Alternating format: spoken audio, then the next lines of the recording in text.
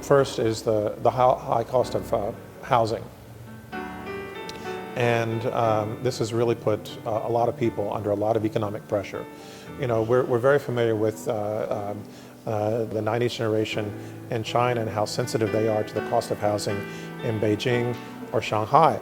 But the 90s generation in Hong Kong, their situation is far worse. To some extent, this problem is a holdover from the British years.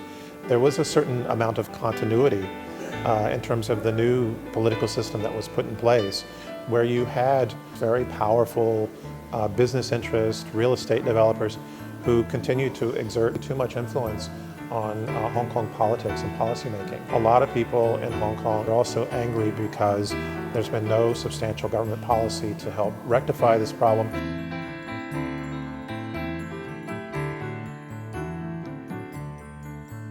I think Hong Kongers in the past, maybe not all of them, but quite a number of them, used to feel kind of superior to the mainland, right?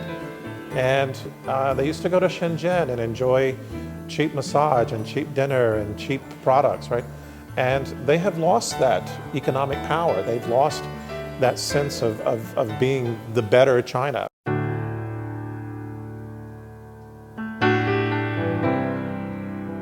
Sometimes people have a very visceral or emotional reason why they're upset, but underneath that reason is going to be something more substantial. So maybe the reason why people are angry now has to do with some sort of ideological narrative, or they're framing it as an ideological narrative. But what they're really upset maybe about it is something that's much more substantive, like the high cost of living. Political distrust is something that is more caused by these economic concerns, at the same time with some uncertainty about the future, what happens after the 50 years of the Basic Law. And furthermore, there's some pressures placed on Hong Kong. You know, Hong Kong is supposed to be the role model of one country, two systems. So there's a lot of international pressures to maybe undermine that role model, especially maybe some forces from Taiwan.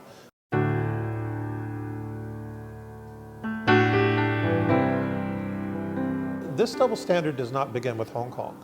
Hong Kong is just another story that Western media has latched onto. And I wrote a paper several years ago where I talked about what I called the new yellow journalism, and how this was a trend in Western media, particularly in the United States, where they have very negative depictions of China.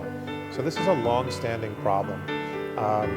And so any new event that comes up, it gets fed into this negative narrative, right? And it's always sort of one-sided.